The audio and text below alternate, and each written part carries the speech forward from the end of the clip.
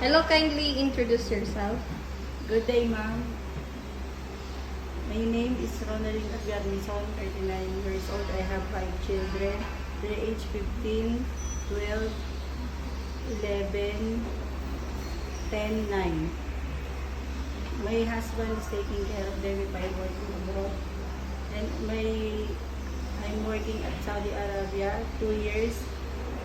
And they have 8 members of the family, husband and wife, and 5 kids. Their age 15, 12, 10, 9, 3. And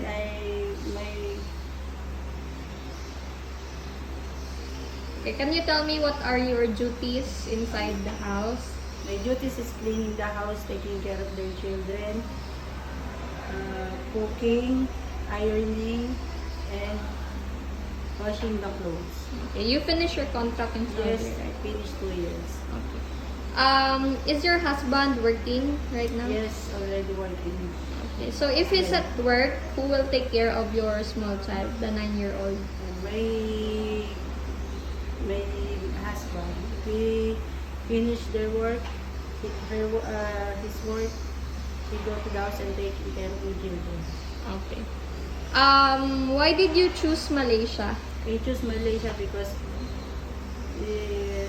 open country, good people, and good employer, good people, and same time in the Philippines. And I'm not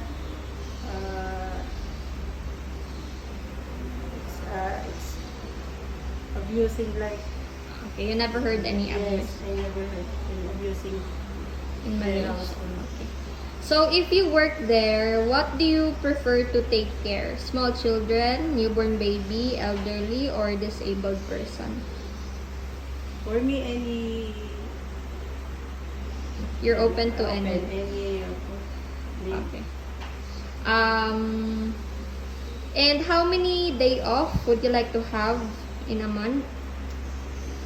for me, enough only 4 times a month. Okay. 4 times a month if Yes. the employer will The allow you. employer. And you understand that during day off, you will not be allowed to go outside alone? Yes, I understand. With cell phone, are you willing to surrender it to your employer during working hours? Yes, Okay. How long do you plan to work in Malaysia 2 years. I finished the contract. and go home? And go home. Okay. And if my employers choose to come back to me, Okay, you're willing to yes, extend I it. stay. Okay. Do you have any allergies in pets? No.